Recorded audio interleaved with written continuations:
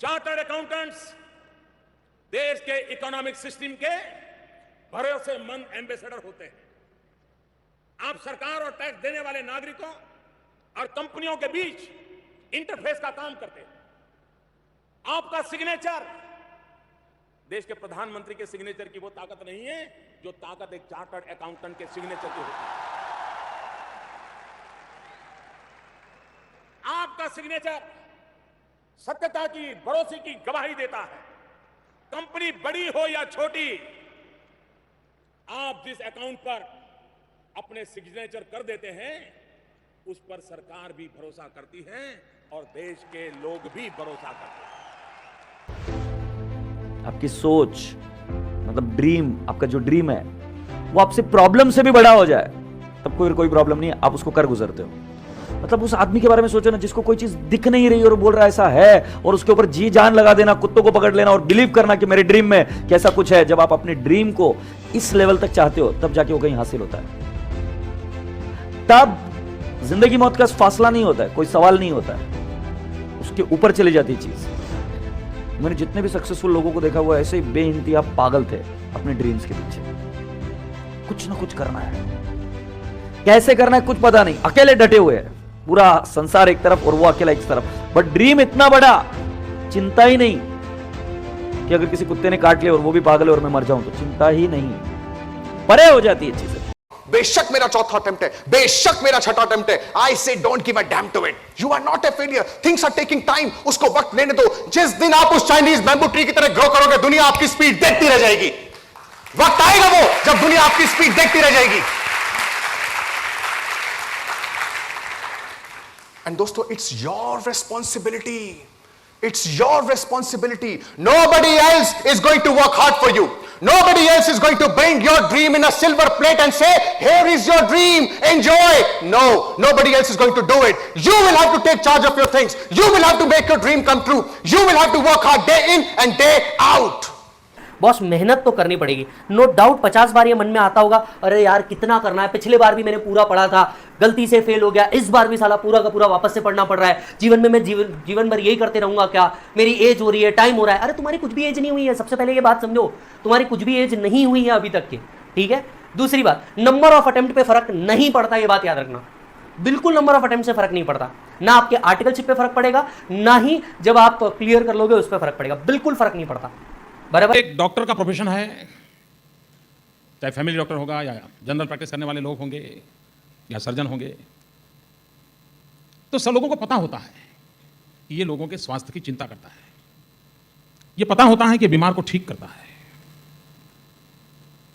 दर्द दूर करता है, पीड़ा से मुक्ति दिलाता है, और उसके कारण इंडिविजुअल जो बेनिफिशियरी है उसके मन में उसके प्रति एक विशेष भाव पैदा होता है। लेकिन बहुत कम लोगों को मालूम होता है कि समाज के स्वास्थ्य की चिंता करने का काम चार्टर्ड अकाउंटेंट करता है। समाज की व्यवस्थाएं स्वस्थ रहें, समाज की व्यवस्थाओं में वो चीजें प्रवेश न कर जाएं जिसके कारण लंबे अरसे तक, पीढ़ियों तक उसका प्रभाव पैदा हो जाए। और उस अर्थ में चार्टर्ड अकाउंटेंट की जिम्मेवारी किसी डॉक्टर से जरा भी कम नहीं है। और एक डॉक्टर जब किसी मरीज की सेवा करता है, शरीर को काट भी देता है, शरीर का एक हिस्सा चला भी जाता है, तो वो भी डॉक्टर को अच्छा लगता है। हाथ काट देने के बाद कहता है थैंक यू सर, क्यों, आपने मुझे बचा लिया। लेकिन एक ऑडिटर जब ऑडिट निकालता है तो कहता है यार ऑडिटर बदलना पड़ेगा। वो कहता है भाई मैं तुम्हारे स्वास्थ्य के लिए तो कहता हूं, तुम कानून की मर्यादाओं में रहो, नियमों का पालन करो, ट्रांसपेरेंसी रखो। तो क्लाइंट खुद कहता है भाई तुमसे तो भला कोई प्रैक्टिकल बाद में ढूंढूंगा। और मुझे अभी तक ये प्रैक्टिकल क्या चीज है वो समझ नहीं आई है। People are behave nonsense. क्या करते हैं लोग, वो बीकॉम वालों को दिखाया जाए, अभी कभी उठते कभी सोते, कुछ भी करते। उनको पूछो कल क्या कर रहा हूं उनको मालूम नहीं, अपने को पूछो 6 महीने का शेड्यूल रेडी है।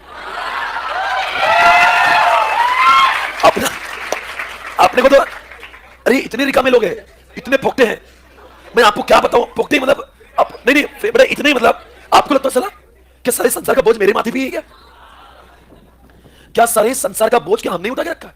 जी हां।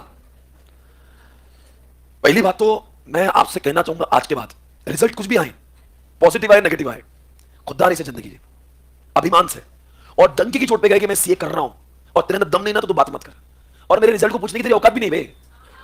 तू क्या पूछता है बे? तू है कौन बे? मैं 4 बार फेल, तेरे बाप का कुछ है?